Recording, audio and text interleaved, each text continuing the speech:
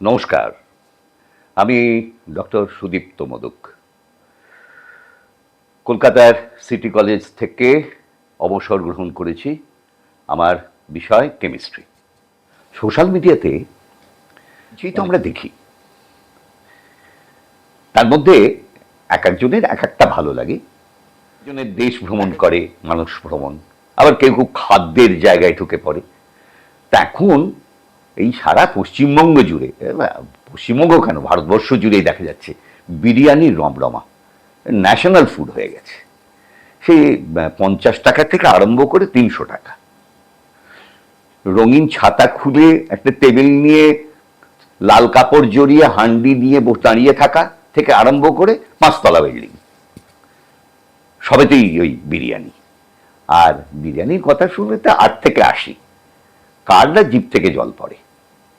এই যে পলান্ন, অর্থাৎ আসল যে জিনিস জাফরানি যে বিরিয়ানি, তার যে মনোমুগ্ধকর রং কেশর দিয়ে, এবং তার সঙ্গে একটা সুমধুর সুরভিত অ্যাম্বিয়েন্স, আর তার সঙ্গে মাংস, এই পলান্ন অর্থাৎ ভাতের সঙ্গে মাংসের যে কম্বিনেশন, এটা যেন যে কোনো জায়গায় যারা আমিষ ভালোবাসেন তাদের ক্ষেত্রে যেন এটা আইকনিক হয়ে গেছে।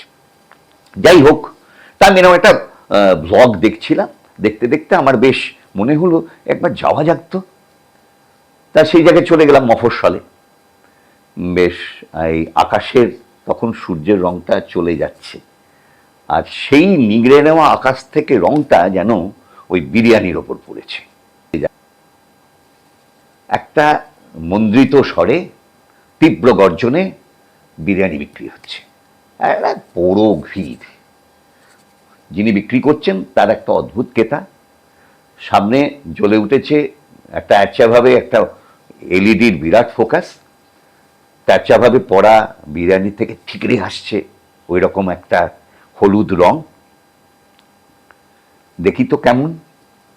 পাশে সরে থাকা ডিমটা পড়ে রয়েছে, একটা আধখানা আলু, আর ওই সুরভিত মনোমুগ্ধকর রঙের বিরিয়ানি। দেখুন 50 টাকায় দিচ্ছে। আমি যখন অবাক হয়ে বললাম 50 টাকা, পাশে একজন উৎসুক বললেন, আরে মশাই 50 কি বলছে, 30 টাকায় পাওয়া যায়,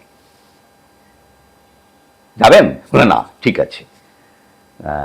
এখন প্রশ্ন হলো যে যা যা জিনিস দিয়ে বিরিয়ানি তৈরি হয়, যারা একটু রান্নার খবর রাখেন, তাতে 30 টাকা 50 টাকা 100 টাকায় দেবে কি করে?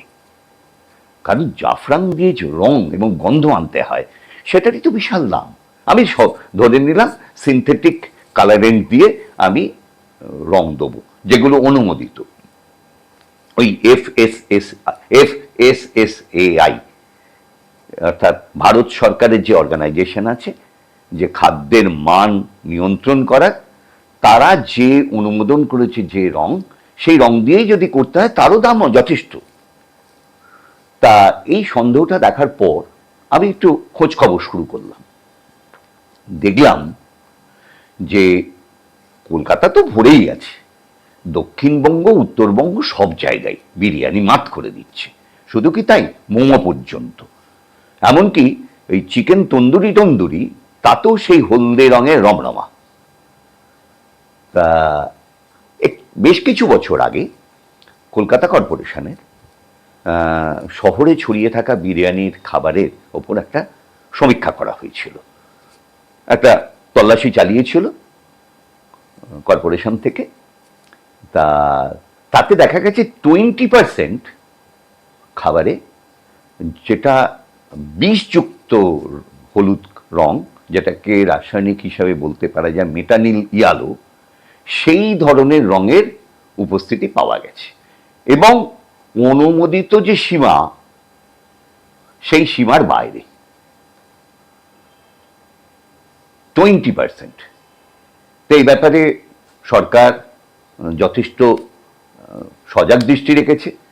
কিছুদিন আগে পুজোর সময় দীঘাতে যে ট্যুরিস্ট কেন্দ্র হয়েছে, সেখানেও তল্লাশি চালিয়ে দেখা গেছে যে বেশিরভাগ জায়গাতেই ওই অননুমোদিত যে রং, সেগুলো ব্যবহার করা হচ্ছে। বিশেষ করে এই মেটানিল ইয়ালো বাড়ির রং করা বা আসবাবপত্র রং করার জন্যই ব্যবহার করা হয়। ওটা ডাক্তারি পরিভাষায় বলা হয়, ডাক্তাররা বলেন বিষাক্ত। তা এখন প্রশ্ন হলো যে কি অসুবিধা করে। অসুবিধা দুরকম, একটি হচ্ছে কার্সিনোজেনিক, ওর মধ্যে ওটাকে লেড জাতীয় রং বলা হয়। আর শুধু তাই নয়, এটা শুধুমাত্র ক্যান্সার করে না, নিউরোটক্সিক হিসাবেও চিহ্নিত হয়েছে। সুতরাং এই বিরিয়ানি আমি খাবো কিনা আমাকে ভাবতে হবে। শুধু কি বিরিয়ানি, এই যে দেখবেন এই মনোমুগ্ধকর যে হলুদ রং, তার দিয়ে লাড্ডু তৈরি হচ্ছে, অমৃতি তৈরি হচ্ছে। হলুদ রং আমরা যে হলুদ আমরা রান্নায় ব্যবহার করি, তাতেও কিন্তু মেটানিল ইয়ালো দেওয়া হচ্ছে। এই নিয়ে একটা সমীক্ষা হয়েছিল, মানে গবেষণারা দেখ কল্যাণী বিশ্ববিদ্যালয়ের একদল অধ্যাপক এবং গবেষক এই পশ্চিমবঙ্গের বিভিন্ন জেলায় ছড়িয়ে থাকা সংগঠিত এবং অসংগঠিত যে স্টোরগুলো আছে, তার মধ্যে বোঁদে, জিলিপি, লাড্ডু, বিরিয়ানি এবং হলুদ, এগুলোর ওপর একটা সমীক্ষা করেছিল। দেখা গেছে 21% মতো ওই খাবারের দ্রব্যে মেটানিল ইয়ালো পাওয়া গেছে, এবং তার মধ্যেও 64% মতো খাবারে যে ঊর্ধ্বসীমা ধরা আছে, ঊর্ধ্বসীমাটা কিরকম, 100 মিলিগ্রাম ওই রং 1 কেজি খাবারের মধ্যে থাকবে। একই এটা ব্যান্ড, FSSAI এটা এমনিতেই ব্যান্ড করে দিয়েছে, তারও তো একটা ঊর্ধ্বসীমা আছে, তার ঊর্ধ্বে। ভয়ঙ্কর পরিস্থিতি। সুতরাং খাবার আগে একটু ভাবুন, সস্তায় যে বিরিয়ানি বিক্রি হচ্ছে কতটা ক্ষতিকর, সেটা কিন্তু আমাদের ভাবতে হবে। খাবার একটা বিষয়। আচ্ছা, আমাদের তো মাথায় আসছে এই বাড়িতে রান্নাঘরে নিয়ে আসা হলুদ, তার মধ্যে তো ভেজাল হিসাবে লেড ক্রোমেট থাকে, আর এখন মেটানিল ইয়ালো, যেটা কল্যাণী বিশ্ববিদ্যালয়ের সমীক্ষায় ধরা পড়েছে। প্রশ্ন আসতে পারে, আচ্ছা বাড়িতে এটা কি দেখার উপস্থিতি বা এটা ডিটেকশনের কোনো উপায় আছে?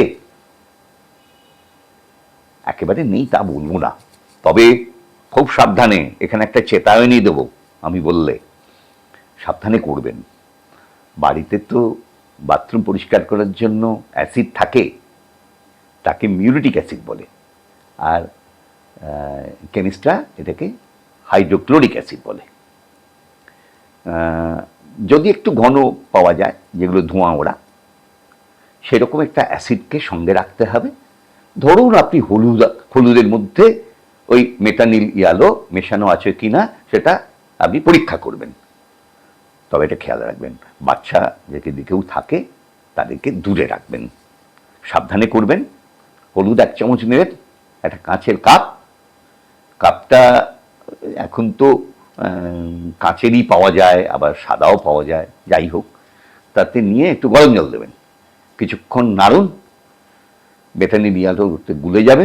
এরপর ওই যে মিউরিটিক অ্যাসিড, বাথরুম পরিষ্কার করা, সেটা নিয়ে আস্তে আস্তে ফোঁটা ফোঁটা ফেলুন।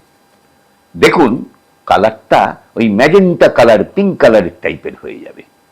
যদি হয় তাহলে কিন্তু আছে।